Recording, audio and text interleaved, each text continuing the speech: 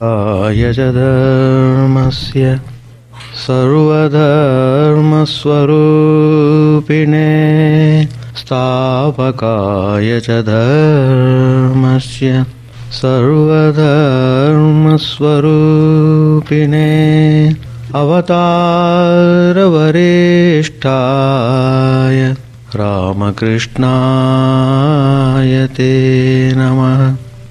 Asato ma satgamaya tamaso ma jyotirgamaya mrityorma mritangamaya.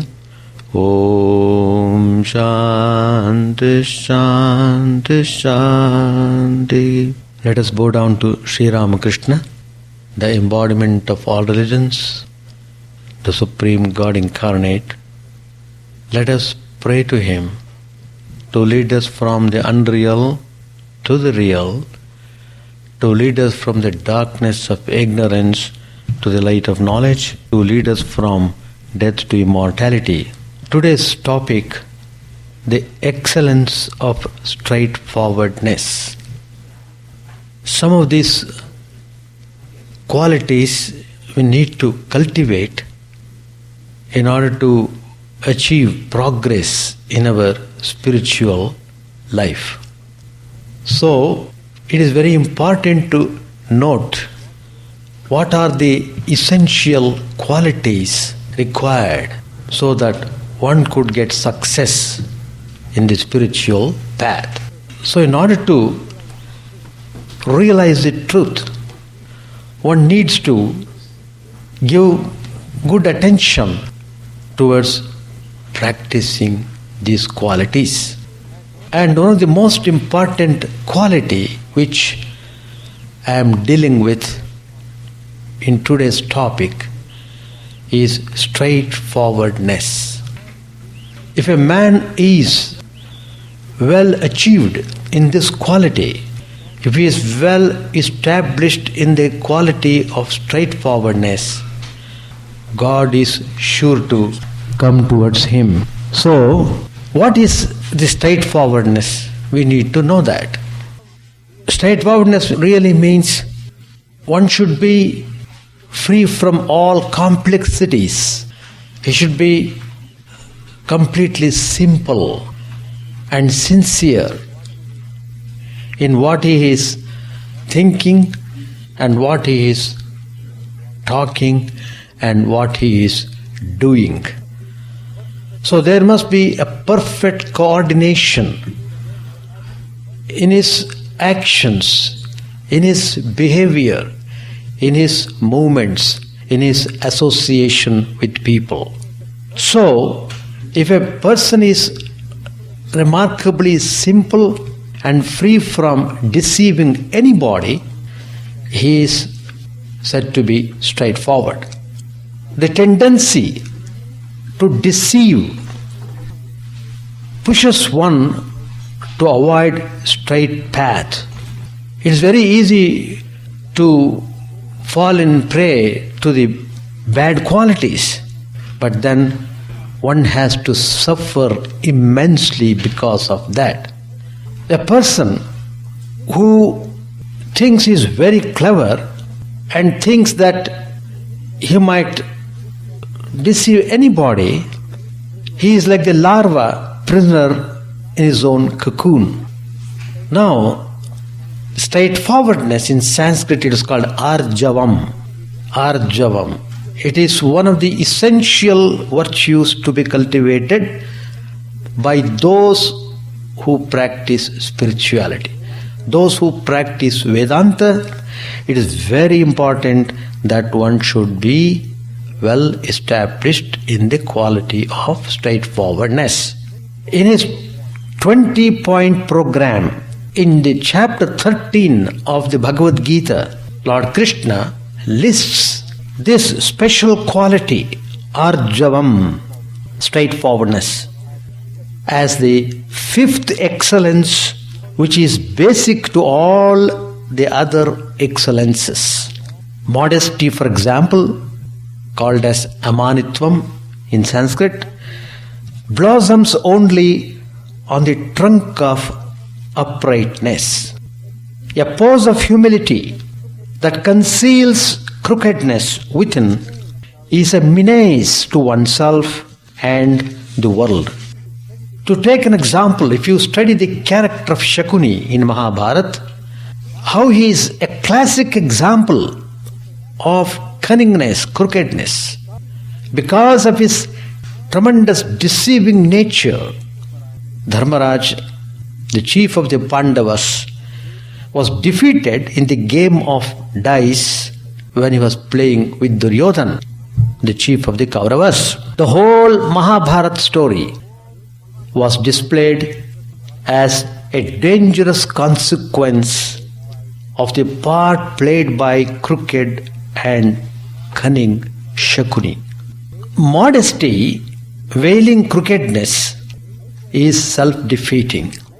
Likewise, straightforwardness goes hand in hand with unostentatiousness, called adambhitvam, unostentatiousness.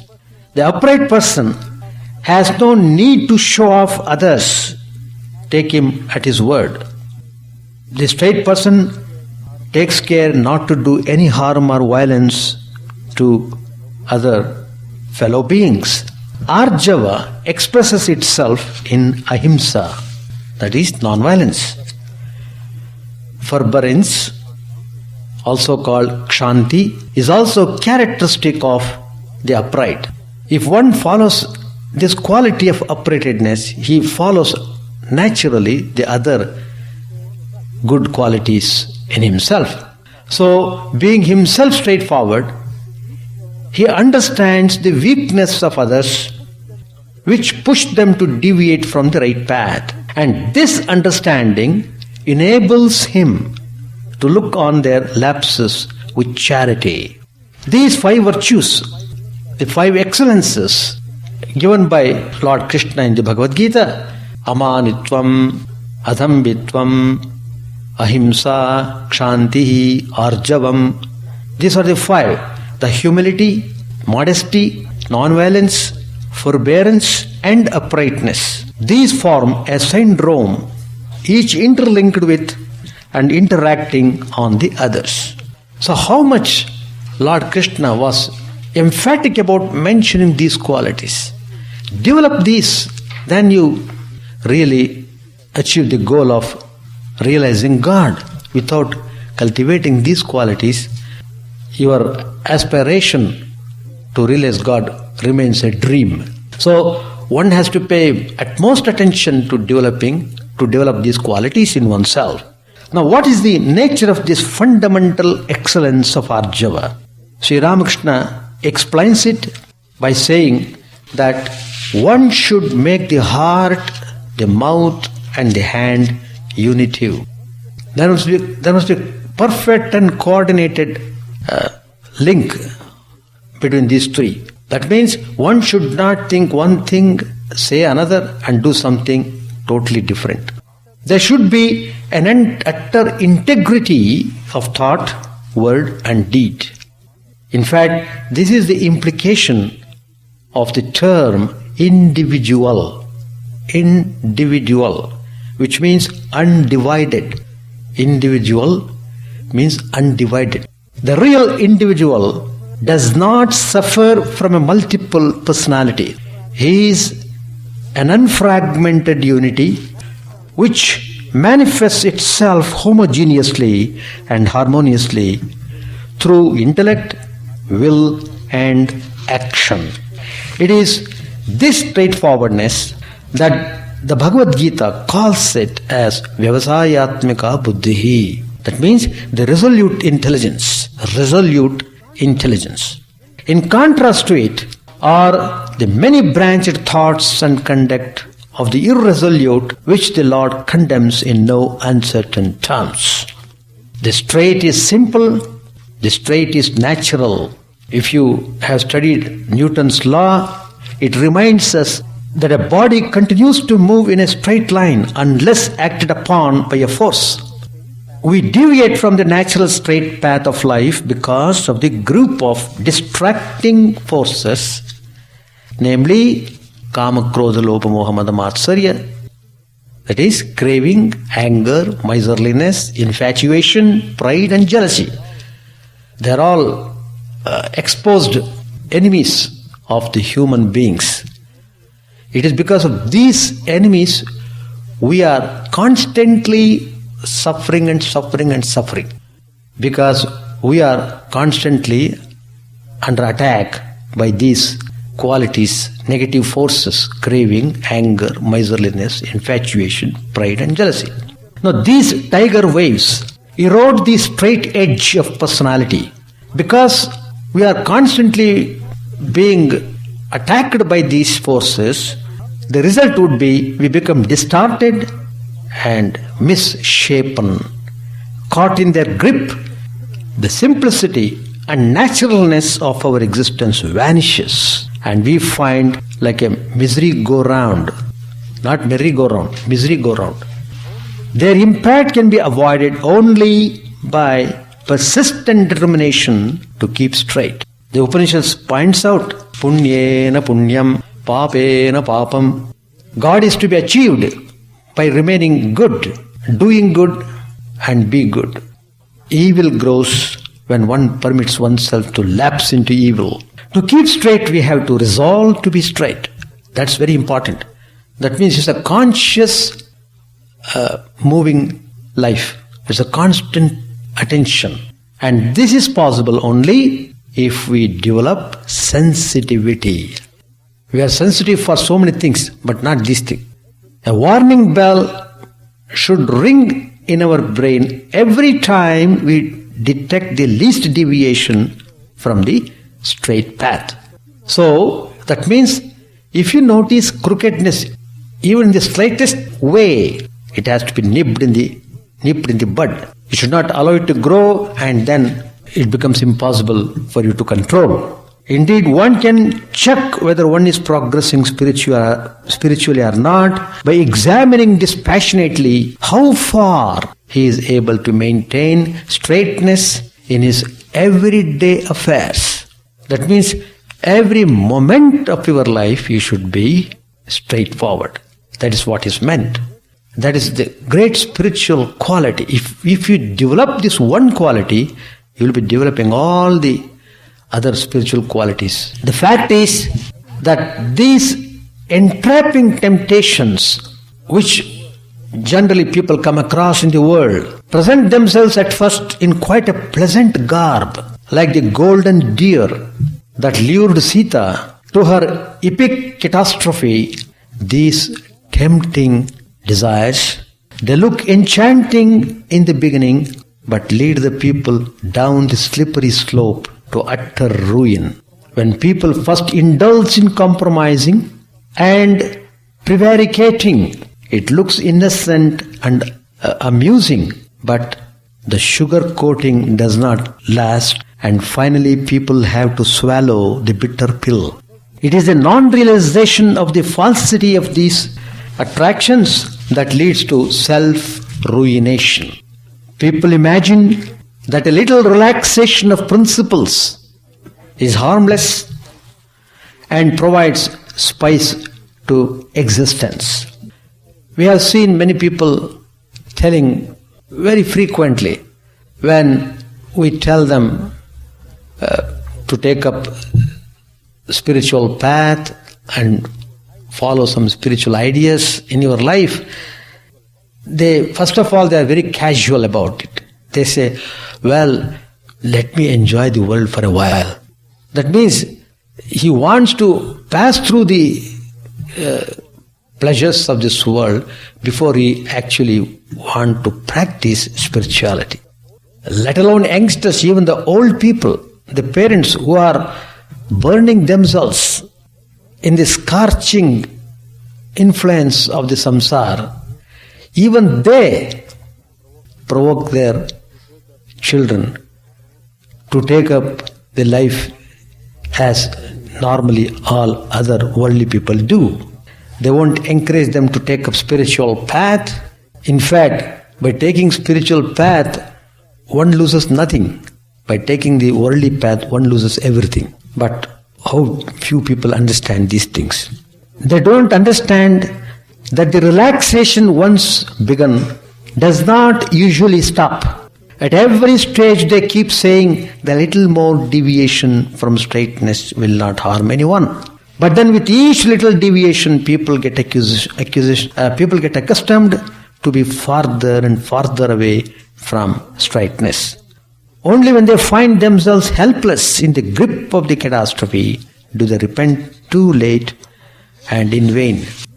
It becomes unbearable for the people to tolerate anymore the effect of being in the world, and the worldly influences damage the personality to such an extent he becomes restless and has lost all peace of mind, and a point may come he may feel even not to continue his life. It goes to that extent, extreme extent. In fact, we have seen in the life of Girish Chandra Ghosh, one of the disciples of Sri Ramakrishna, who before he became the disciple, how he was utterly worldly. That means he had all qualities required for the worldly person, and he was very restless and depressed. He was losing his friends. He himself had admitted that he had committed lot of blunders in the life. And one day he went to Tarakeshwar temple, a famous Lord Shiva temple in Calcutta. He went there and prayed before the Lord, "Oh Lord, I have been reduced to this wretched condition. People say that Lord of the universe takes care of one who prays to him and surrenders to him. Look, I am in this hopeless and terrible condition. Will you please help me? Will you please rise me up from this wretchedness? Is there any hope?" Of course, here in the case of Girish Chandra Ghosh, he went straight to God and began to submit himself. And he had reached a point where he thought he could not do anything. It's only through God's intervention that he could be saved. And this utter hopelessness, this utter feeling of wretchedness became a turning point in the life of Girish Chandra Ghosh, and it is as if his prayer was answered. He came in contact with Sri Ramakrishna, who at once recognized this person in total, and Sri Ramakrishna unconditionally accepted him as his disciple and began to lead him every moment in the righteous path. And Sri Ramakrishna himself later said, an account of his accepting Girish Chandra Ghosh, Sri Ramakrishna had to suffer from cancer because all the impurities of this Girish Chandra Ghosh were just taken by Sri Ramakrishna, and he suffered for the sake of Girish Chandra Ghosh. Well, when a person has surrendered, when a person is hankering after help, that's the person who must be attended to immediately. And Sri Ramakrishna did that. But some people, instead of praying to God, they go in other ways, and some people even commit suicide because they can't tolerate anymore. All sorts of things happen. So we are unaware of the divine perfection latent in us. Everyone has that. That's why Swami Vivekananda was very emphatic, and the first message he gave to the people, particularly in the West, when he addressed the Parliament of Religions, each soul is potentially divine. He is revealing the truth. That means he is giving a hope to everyone. Why it is lying potential? Because you are not struggling to develop that potentiality. If you give attention to that, definitely you will become divine. You will realize the divine quality, you will realize your divine nature, and then you will be free from all sufferings. Under the delusion that we are imperfect, we crave for sensations.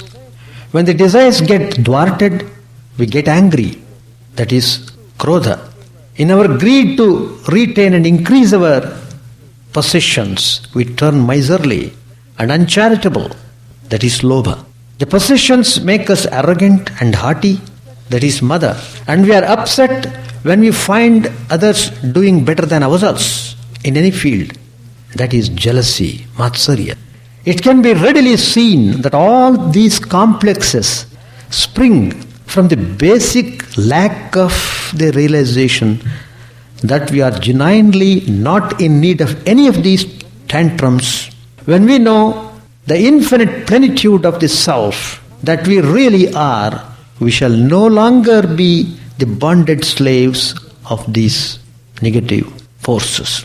As Sri Ramakrishna says wittingly, will a man acting the role of a woman in a play long for a husband? He will never forget that he is a male. A knower of the self, likewise, will never forget his innate divinity and long for illusory sense objects that bring misery. Indeed, the test for naturalness, or in Sanskrit it is called sahajata, in a person is his freedom from tension. If you see modern life, how it is full of tension, it is interminable fret and fury. Modern life is a chaotic whirl of tensions in all directions.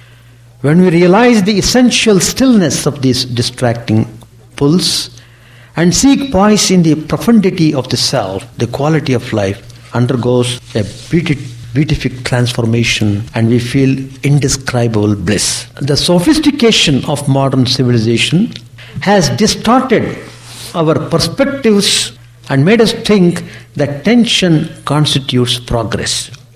We think we should be always very active, hectic. Then only we feel we are progressing. The more complex and intriguing a situation is, we think the richer life is. But we can never really enjoy happiness in that way. The Upanishads tell us, Shantam upasita. Shantam upasita. Contemplate on the self as tranquility. Realizing the essential tranquility of our self and remaining steady in it is the only tranquilizer that finally works. To be natural is to be tensionless, at peace with one's inmost truth. Let us remember that the world is not something separate from us. We are the world. The world problem is only our problem. The world is called loka, that which is perceived. No one can comprehend reality in its infinitude. Each individual mind makes an abstract of reality according to its capacity, and that is what that the individual considers as the world. The world of one person, therefore, differs necessarily from that of another. What one mind considers good, another considers bad. There is a story. Once Lord Krishna asked Duryodhana to find a good person. The Kaurava went in search of a good person in the whole world, but he could not spot a single person he could consider good. Everybody was bad for him. Next, Lord Krishna asked Dharmaraj, the chief of the Pandavas, to find a wicked person. Then Dharmaraj went in search, but he failed to find a single wicked soul. Duryodhana could not find a single good person. Dharmaraja could not find a single bad person. So Duryodhana's impure mind found only impurity outside, whereas Dharmaraja's pure mind could find only purity everywhere. That means as our perspective is, so is the world we experience. So we should not simply put forth the argument, there's all round deviations and complexes. Most of the people are dubious and they are crooked, they are corrupt. Under these circumstances, under these surroundings, how can one be straight and simple? People tend to give these arguments instead of taking shelter behind the supposed crookedness and artificiality of others, we should improve upon our own straightforwardness and simplicity, in which others too will find a challenge and an inspiration. In fact, the value of the life of a great personage is not so much in what concrete things he is able to achieve as in the glorious example he is able to set for others to follow. So that is a very important point that we should remember. Sri Ramakrishna underlined this again and again when speaking to his devotees. Don't ask if Rama and Krishna were actual historical figures. Ask yourself if the story of Rama and Krishna stimulates you to nobler ideals and conduct. The incarnations come down only to convince us that God is not an abstract idea.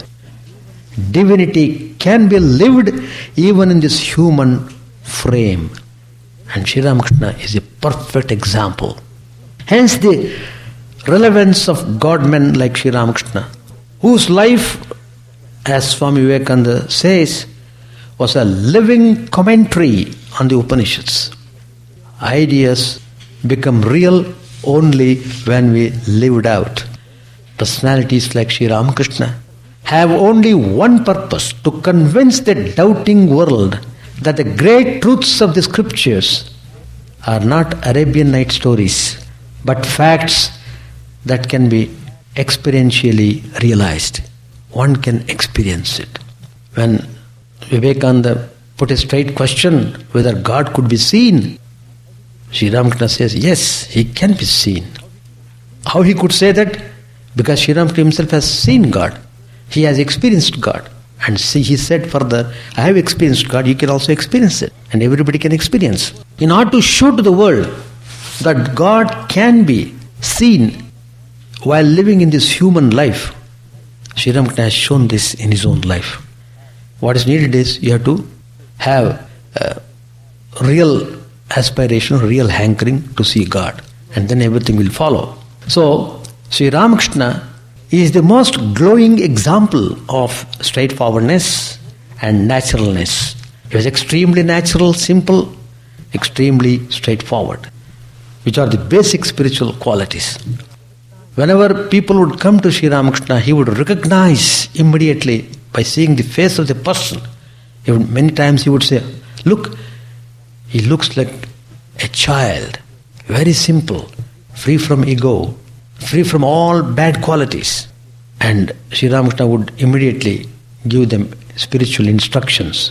So, for persons like Sri Ramakrishna, honesty was not just the best policy. Truth was the very breath by which he lived. He could not depart even by a hair's breadth from the straight path. Once Sri Ramakrishna promised that he would take a medicine from a devotee. When he went there, he could not meet that particular devotee because he had gone. But then, anyhow, he got that promised medicine from the devotee's servant. But Sri Ramakrishna could not proceed towards Dakshineshwar temple. Whenever he would try to walk through, he would go in a different way, not leading to Dakshineshwar. His mind got confused. The path was blotted out from his vision. Only when he returned to the devotee's place and threw away the medicine, could his eyes see clearly once again the road to Dakshineshwar. Having promised to take the medicine from the devotee, he was not permitted by the Divine Mother to take it from the servant. So Sri Ramakrishna's absorption in straightness was so thorough that he had to adhere to the literal truth and not compromise with it, even unconsciously. It is thrilling to read his own description of the unconditional value he attached to truth. He has said in the Gospel, after my vision of the Divine Mother, I prayed to her, taking a flower in my hands, O Mother, here is thy knowledge, and here is thy ignorance. Take them both, and give me only pure love. Here is thy holiness, and here is thy unholiness. Take them both, O Mother, and give me pure love. Here is thy good, and here is thy evil. Take them both, Mother, and give me pure love. Here is thy righteousness, and here is thy unrighteousness. Take them both. Give me only pure love. Sri Ramakrishna says further, I mentioned all this, but I could not say, oh mother, here is thy truth, here is thy falsehood, take them both. I didn't say that. I gave up everything at the feet of the mother, but could not bring myself to give up truth. That is why it is said in Kali Yuga, truthfulness is the greatest tapasya. If you practice truthfulness, you will realize God. And Sri Ramakrishna has said that. So, if you are straightforward and truthful, you are sure to see God. In fact, geometry tells us that the shortest distance between 2 points is straight line. The scriptures and God-men likewise assure us that the shortest way to connect ourselves to connect with ultimate is straightforwardness. So, if you are really aspiring to see God in this very life, it means you have to be straightforward. You must know the excellence of straightforwardness, and you must develop that quality in full measure. Then it should be definitely possible for you to see God. If you are straight, then all the spiritual ideas, they work very well with you. When Swami Vivekananda came to Sri Ramakrishna recognized in this person remarkable simplicity and straightforwardness. And immediately Sri Ramakrishna declared, he is my person. He is the person whom I wanted. He is the person qualified to preach to the whole world the glory of Vedanta. Because he was so simple, he was so straightforward, Sri Ramakrishna poured all his spiritual power into him. He transferred literally whatever he has achieved. He transferred everything to Swami Vivekananda, because he was the fittest person to have this power so that he can work in this world for the betterment of the humanity. It's because of the purity and the straightforwardness of Vivekananda. He could see the Divine Mother in the image of Kali at Dakshineshwar. When Vivekananda fell into difficult circumstances, when he came to Sri Ramakrishna, praying to him to remove all the problems he was facing in the home, Sri Ramakrishna said, why don't you go and pray to the mother? She is there, she is always ready to show her grace and blessings. The only need to be done is you have to go and pray to her. She loves to be prayed upon. She loves to see her children. Why don't you go and see her? And Sri Ramakrishna said this to Vivekananda because Sri Ramakrishna knew very well that Swami Vivekananda was a very straightforward person, and Divine Mother would certainly grant her vision to him. And it really became true. When Sri Ramakrishna is telling, Mother will heed to your prayers, it's a fact. And when Swamiji went to the sanctum sanctorum of Divine Mother, he prostrated before the image and he looked at her. It was not simply an image of clay. It was living embodiment of the Mother Divine. Living embodiment. And it opened up his vision. He began to experience ecstasy. He was in samadhi. We can say it is savikalpa samadhi. Swami Vivekananda had nirvikalpa samadhi also. He has savikalpa samadhi. That means he is having the vision of the Mother in front of him. And because he was so simple, he was pure and straightforward. When the Mother asked him to pray for, Swamiji said, Mother, please grant me jnana bhakti, viveka vairagya. Grant me knowledge, devotion, dispassion, discrimination. That prayer was granted because he was so thorough, so straightforward, so pure. He had all the spiritual qualities. So it was possible for him to see the Divine Mother. And it is this grace of the Divine Mother that worked through whole life, and he could cross over the ocean, he could come to West, he could deliver the message of Vedanta. All these things was possible on account of the grace of the Divine Mother. And he got the blessings of Holy Mother, Sri Sharda Devi, who was the embodiment of the Divine Mother. Sri Ramakrishna refers to Holy Mother and says, she is Goddess Lakshmi and she is Goddess Knowledge, Goddess of Knowledge.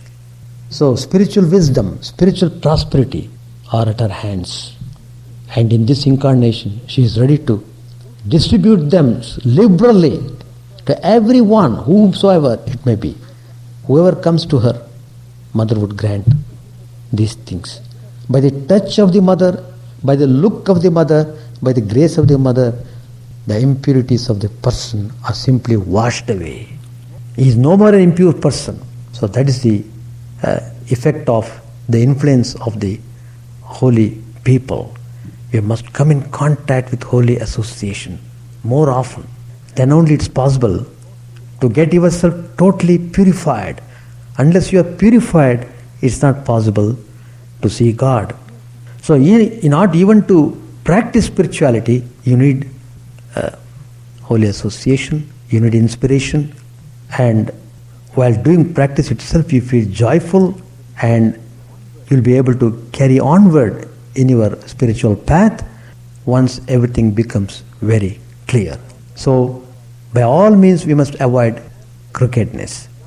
That means not showing anything outside. By showing you won't be a good devotee. But by cultivating the good qualities you will become a devotee. For example, if you study the Ramayana, there you come across the character Ravan, who was very powerful, but he was devoted too. He did intense tapas and he propitiated Lord Shiva. He wanted whatever he asked for, but he asked for power and glory. He didn't ask for realization of the truth.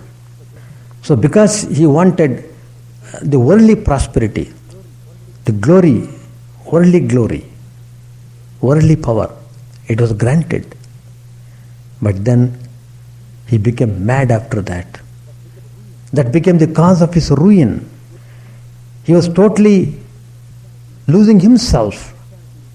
His true personality was totally gone, and he became infatuated with lust, and then he carried away Sita, even though he had most beautiful women in his apartment, still he wanted another. So there was no end for his desires, and he became more and more tension oriented, and he became very egoistic. He thought that nobody could defeat him, and so finally you see how he had to meet with terrible death. The whole race was wiped out on account of his evil action. Some people, they do